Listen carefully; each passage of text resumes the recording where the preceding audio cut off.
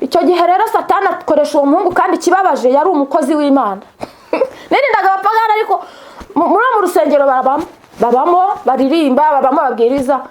Ijambo riravuga ngo bamaso kugeza igihe nzazira. Ijambo riravuga ngo musengeshe umwuka iteka. Ijambo riravuga ngo mutware kwizera hinga bibakingira.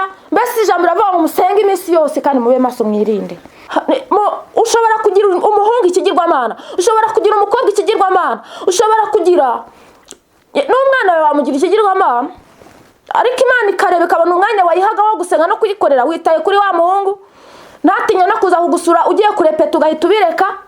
Ntatinya kukwicisha amasengesho ngo nta kibazo kandi wari wayatangiye ugahita uyica. Nshuti bakundwa, turabashubuje mu izina rya Yesu Kristo uwo twamamaza. Bakunzi b'umusaraba, umusaraba uhagaze, ko namaze kumenya ko hari n'umusaraba ucuramye. Ni umusaraba uhagaze twamamaza. Ngewe ubasugisha, ngewe ubasuhuza, nkaba nitwa Uwimana Caritas nk'uko bisanzwe.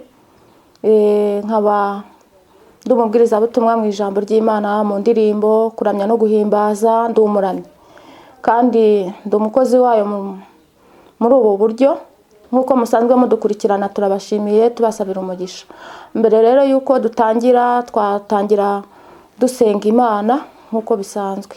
Data wa twese uhoraho, mu izina rya Yesu Kristo turagushimye cyane ko waturinze mu minsi itambutse, n'uyu munsi ukaba utwemereye guhagarara imbere y'iyi kamera tuvuga ibyawe. Ubane natwe, Umwuka Wera atuganze, kandi abumvira ijambo ribashe kubafasha mu rwego rw'urubyiruko ndetse n'abandi benshi bakeneye kumva imbaraga z'agakiza. Ukomeze ubane natwe, uduhere umugisha muri iri jambo ryawe, ku Banyarwanda n'Abanyarwandakazi, ku banyamahanga, abazungu n'abirabura, buri wese Mana afashwe kubw'Umwuka wawe wera. Ubane natwe, ntabwo ari twebwe. Izina ryawe rihabwe icyubahiro. Turagushimiye ko ubidukoreye ku buntu, mu izina rya Yesu, amen. Rero tugiye gusoma ijambo ry'Imana. Intego y'iri jambo ni ukudasenga ibigirwamana. Ni ugusenga Imana yonyine utayibangikanije. Ni ugusenga Imana ukayimika yonyine, utagize icyo bita kuyibangikanya n'ibindi bitari Imana. Rero tugira inama cyane cyane urubyiruko. Nabaye urubyiruko, hari icyiciro naciyemo. Nifuza ko urubyiruko rwa none rwakurikira inzira y'agakiza, kandi natwe tukababera intangarugero cyangwa se ubuhamya bw'aho twaciye, tukaba tugejeje uyu munsi tugikorera Imana, dushaka ko nabo bakizwa neza bagakorera Imana. Hari ibigirwamana rero urubyiruko cyangwa se n'abandi benshi bashobora gusenga batabizi, bagakorera Imana batazi ko bari kuyibabaza, bagakorera Imana bazi ko ari iterambere cyangwa se ari ibigezweho, ariko Umwuka Wera twahawe arafuha. Twaba twifuza ko twabagira inama rero, tukabamanyurira ku mutsima twapfunyitse mu rugendo witwa ubuhamya bw'aho twaciye dukijijwe, uburyo twakoreye Imana dukijijwe turi urubyiruko, ariko ibishuko n'ibigusha bihari, ariko tukanesha kubwo gusenga no kugirwa inama n'Umwuka Wera. Ari nayo mpamvu Umwuka Wera ari umumaro mu buzima bw'umuntu wese umwemera, ko abasha kugufasha mu bihe abandi byabananiye, wowe ukabishobora kubwo gusenga Imana.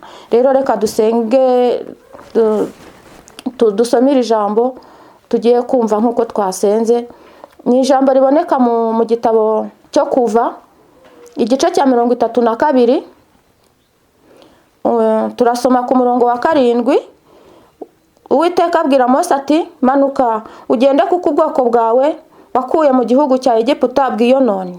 Bateshutse vuba bava mu nzira nabategetse, biremera ibishushanyo cy'ikimasa kiyagijwe, baragisenga, bagitambira ibitambo bati, wa bwoko bw'Abisiraheli we, iki ni cyo Mana yawe yagukuye mu gihugu cya Egiputa. Kandi Uwiteka abwira Mose ati, ubwo bwoko ndabubonye, dore n'ubwoko butagonda ijosi, none nyihorera uburakari bwanjye bubagurumanire, mbarimbure, nawe nzaguhindura ubwoko bukomeye. Imana idufashe cyane. Mwene data wumva iri jambo ry'Imana tugiye kukubwira, nagira ngo ufashwe n'iri jambo mu gihe ushobora no kurisangiza n'abandi. Channel yanjye ni Uwimana Caritas, n'ubundi wandika ayo magambo ugahita umbona kuri YouTube. hariho byinshi uzumva byagufasha mu bugingo bwawe. Kandi na nomero za telefone yanjye nazo ndazibabwira twenda nko gusoza turi gusenga, kuko nazo ushobora kuzikenera ukaduhamagara tukagusengera, cyangwa se ukaduhamagara mu biterane no mu nsengero, naho niho dukorera umurimo w'Imana. Mose rero igihe kimwe atumirwa n'Imana kujya gusenga. Agiye gusenga atinda nayo na Yosuwa. Abisiraheli babonye ko atinze, kwihangana birabananira, baravuga bati bishoboka kuba Mose yenda atazagaruka, bishoboka se kuba sinzi ikibazo yaba yagize, ariko turabona atinze kuza. Niko hakundi ko kwimika umwana w'umuntu kumva runaka niba atahari ngo ayobore, wowe ntacyo wakora hagati aho ngaho. Gusa abantu bakererewe ngo bategereje pasiteri, cyangwa se bakererewe bategereje umuyobozi wabo, kandi muri bo nabo harimo impano, harimo uwafasha abandi mu gihe yenda ataraza, ashobora no kuba atari bunaze, ariko nta mpamvu yo gusenga ibigirwamana. Abisiraheli bari barashatse kugira nk'aho Mose ariyo we Mana yabo, kuko ikintu cyose bumvaga ari Mose bagomba kubwira. Ikikwereka ko bari baramwimitse nuko ikibazo cyose cyabaga bahamagaraga Mose ngo Mose turapfuye, Mose turapfuye, aho guhamagara Imana bagahamagara Mose. Rero Mose agiye gusenga atindana n'Imana, yumva ibyo iri kumubwira. Barangije bumva bacitse intege zo kumutegereza, batangira nyine gukatura impeta zo ku mazuru yabo no ku matwi yabo no ku maboko yabo, mirimbo yose bari bafite. Nuko Mose Aroni murumuna we arababwira ati nimukature muzane mbaremera Imana. Babiyazamo ikimasa rero, nuko ngo batangira kukibyinira, batangira kutarakare kasi nakubwira. Abantu benshi bamwe bajya bagira isoni zo kuramya Imana bari mu rusengero, ariko bagera hanze mu tundi tuntu tw'utubyiniro cyangwa se mu tundi tuntu tw'udukonseri tutari utw'Imana, ntibanatinye no kugenda bambaye n'ubusa, bambaye n'ibintu nyine bakitwaza ngo nta ubazi, akava nk'Ikigali akajya ku Gisenyi, cyangwa akava nk'Igitarama akajya ku Kibuye aho batamuzi. Yagerayo akabyinira mu tuntu tw'uturogi, akabyinira mu bintu byo kwinezeza, azi ko ngo ntawe umureba. Ariko nagira ngo utangarize ko aho ngaho naho wagiye kubyinira Imana hasi. Rero urubyiruko ndabagira inama, umuntu ashobora kugira ibigirwamana. Aba ngaho baramije ikigirwamana cy'ikimasa, ariko nshingiye ku buhamya naciyemo, ndakugira inama ngo nkwereke n'uguhumya amaso. Isaha irageze ngo uhumuke, ubashe kumenya yuko uri kubabaza Imana utabizi. Yenda uri umuririmbyi nk'uko nari we icyo gihe, ufite fiance cyangwa se ufite abasheri benshi, uraririmba bakishima bati rwose uriya mukobwa aririmba neza, afite ijwi ryiza. Bakaba barakuruwe kukurambagiza bakuruwe n'ijwi ryawe, bakaba barakuruwe kukurambagiza bakuruwe n'amenyo yawe kuko useka neza bakishima. Nuko yagusubiza ahubwira ati usekera neza cyane sheri, ujye ugumya usekere biranezeza. Wari uzi ko ayo menyo yawe yakubera ikigirwamana? Wari uzi yuko icyo kintu gishobora gutuma Imana ikurakarira cyane cyane, ko aho ugeze hose abasore bose ugenda ubasekera? Ese ubwo abo basore bangara gutyo uzabashyira he? Ukubwiye ngo useka neza umushyira mu mutima, ukubwiye ngo ureba neza wirirwa urerembura, ugatinyuka ukaririmba neza, ari uko wa musore ahicaye mu rusengero yaba atabonetse ntufashwe ntunabyinira Imana kuko ataje. Ubwo se urumva utaramugize ikigirwamana? Ubwo se Imana yakubona gute? Undi nawe akakubwira ati gihe rero buriya nkunda taye zawe. Wari uzi ko icyo kibuno cyakubera ikigirwamana? Kubera yuko utagishaka kwambara birebire, ushaka kwambara twamini duhambiriye amabuno, utuntu tugufiya, kandi ugashaka kukambara ari uko nyine wa musheri wawe yagusuye cyangwa uri bumusure, ukumva nyine igihe cyose wambaye ako kantu nyine kubera akubwiye ngo akunda utujipo tugufiya, ukumva kutwambara nyine muri kumwe nyine. Ubwo se urumva utimuye Imana? Ubwo bataye ikaramu hasi wayitora bimeze bite? Unama gakeya gusa byonyine urebe mbese ukuntu bimeze.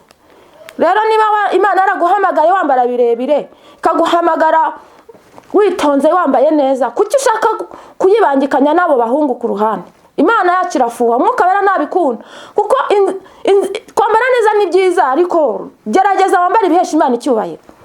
Wikwambara ibintu uri guha icyubahiro uwo muhungu kuko uri gushaka kumunezeza kuruta kunezeza Imana, kuko uri gufashwa nuko yateranye mu rusengero. Icyo ni kimwe, ugafashwa no kwambara kenda yakuguriye cyangwa kakandi kagufiya, ukumva gufashwa nuko wakambaye ahari nyine wanezerewe, wuzuye umwuka w'irari gusa, ubwibone gusa. Ntabwo wuzuye umwuka wera kuko uri kubabaza Imana, kuko uri gutuma n'abantu baguhugura ukavuga ngo ntimunshinzwe. Nuko nyine bagikuzimu, iyo nzira niyo kugenda ugenda ugwa gusa. Byuka rero wikwishinga ibyo ngibyo. Undi muhungu akakubwira ati njye nari mfite umuhungu, wenda utagira ngo ndiho ndakuvuga kuko njye ntange bitambayeho, sindi buvuga izina rye, ariko Imana ishimwe yarandokoye ntisinagwa, kuko nakundaga ko imbere y'Imana nkasenga, nkakunda kumva icyo Imana imbwira, ikinyiyamye nkakuraho, kuko numvaga nshaka kuyikorera ntayibangikanije. Ibigirwamana rero ntabwo ari nyabingi gusa, nta nubwo ari dagoni nk'izo Abafilisitiya basengaga, nta nubwo ari ibindi bya Shitaroti na bya Bayali Abafilisitiya basengaga, cyangwa se yenda za nzoka z'Abanyegiputa. Ushobora kugira umuhungu ikigirwamana, ushobora kugira umukobwa ikigirwamana, ushobora kugira n'umwana wawe wamugira ikigirwamana, ariko Imana ikareba ikabona umwanya wayihaga wo gusenga no kuyikorera, witaye kuri wa muhungu. Ntatinya no kuza kugusura ugiye kurepeta ugahita ubireka, ntatinya kukwicisha amasengesho ngo nta kibazo kandi wari wayatangiye ugahita uyica. Garukira aho ngaho. Jewe nari mfite umuhungu wambwiraga ko mfite amaso meza, yambwiraga ko akunda mu ijosi hanjye, yambwiraga ko akunda mu ntoki zanjye. Urabona nubwo ndi umukecuru ariko ziracyari nziza. Reba intoki ndende, ngira n'inzara zikura vuba ku buryo rwose hari abazishakisha, ariko njye sinzishakisha kuko Imana yazimaye. Nshatse ko zikura zikabaneneza abanenda, ariko ngenda nzica kugira ngo twubahishe Imana. Urabona ziracyari nziza. Reba do, si nziza se nubwo mfite imyaka hafi 60. Ziracyari nziza. Reba uko zari zimeze nkiri umukobwa, sibyo? Urwo ni rwo rugingo yakunze ingingo ebyiri kuri njyewe. Yakundaga mu ntoki, agakunda no mu ijosi, ko nafite ijosi rifite rizingazinze nyine, haracyarimo gakeya kubera nyine Yesu nuko. Ariko mbere icyo gihe byari bimeze nk'igikombe cya kigozi, ukabona ni byiza. Mbese mu rwego rwanjye rw'imyaka 22, 18 byari bikimeze neza cyane.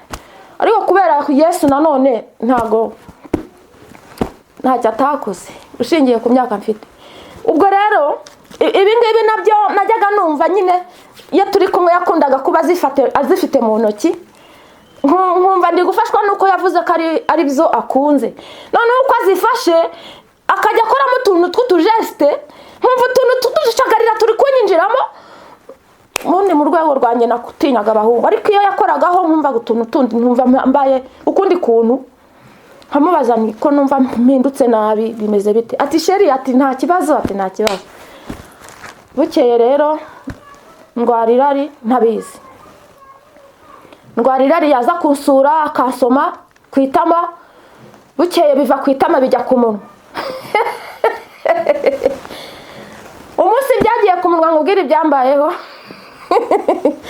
Ndi kukubwira ibigirwamana usenga utabizi, bibangikanya n'umwuka wera kandi arafuha. Nagiye kumva numva umubiri wanjye ubaye ukundi kuntu, kuko nkuko nababwiye mu buhamya bwanjye, natinyaga umuhungu, natinyaga uwazantera inda y'umwaka nkayangarana nyine, nkahura n'ibibazo sinkora ubukwe nyine. Icyo gihe rero Satani akoresha uwo muhungu, kandi kibabaje yari umukozi w'Imana. Nirindaga abapagani, ariko muri mu rusengero babamo baririmba, babamo babwiriza. Ijambo riravuga ngo bamaso kugeza igihe nzazira. Ijambo riravuga ngo musengeshe umwuka iteka. Ijambo riravuga ngo mutware kwizera hinga bibakingira. Mbese ijambo riravuga ngo musenge iminsi yose kandi mube maso mwirinde. Ushobora gusenga utirinda bigapfa ubusa.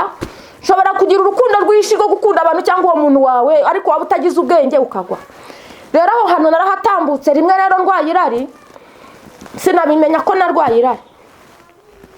Ndangije njya gusenga ahantu nyine, mwuka w'Imana arandondora nyine bimwe byacu. Twe Imana yacu iravuga, ntabwo iravuga nyine.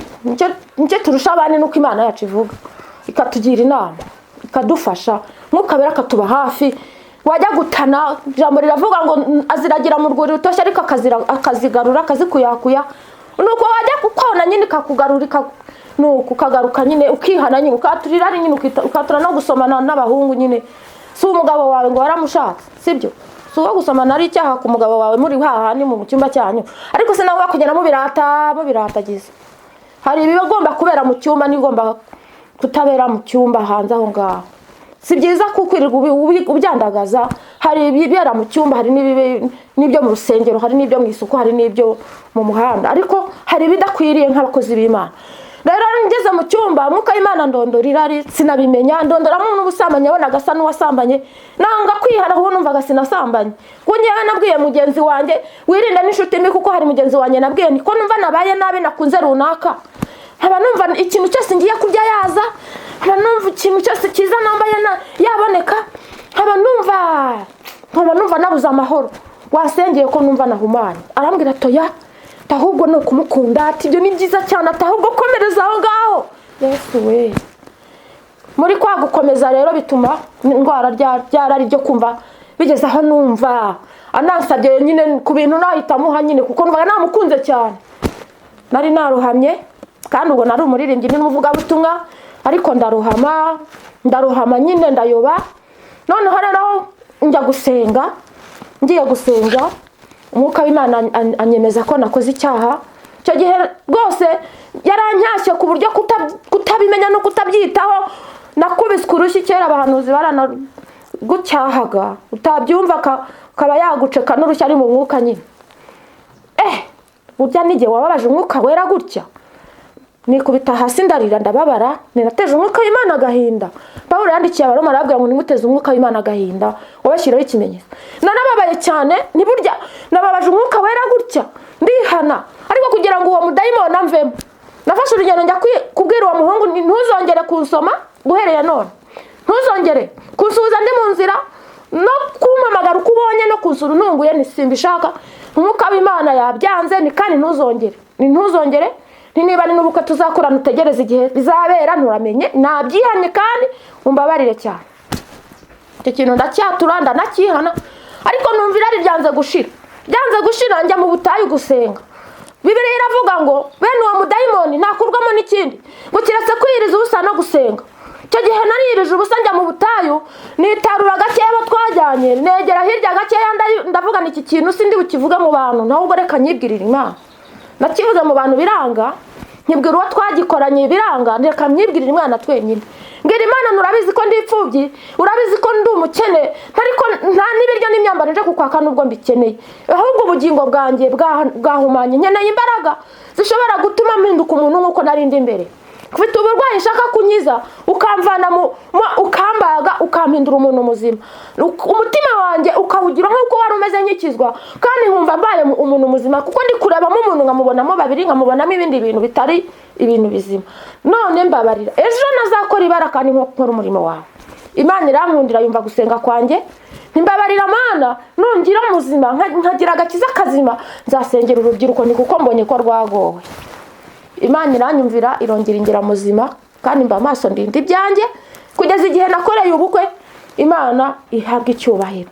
Mpamvu mpagarara mbikubwira nuko narwanye urwo rugamba ndarunesha, sinarugwaho ngo nikingire cyangwa nsambane. Imana yantangiye ntarasambana, ariko uwo mudayimoni wirari ni inzira iganisha mu busambanyi. Yenda ushobora kumva ko gusomana nta kibazo, ariko se iyo umusomye ntuhita uhinduka nabi. Iyo musomye ntutangira kumva n'ibindi wabikora. Iyo musomye utangira kumva koze no kwibere nta kibazo. Iyo akoze ku kibuno ukamwihorera uba wumva n'ibindi byose mbese byarangiye wabikora.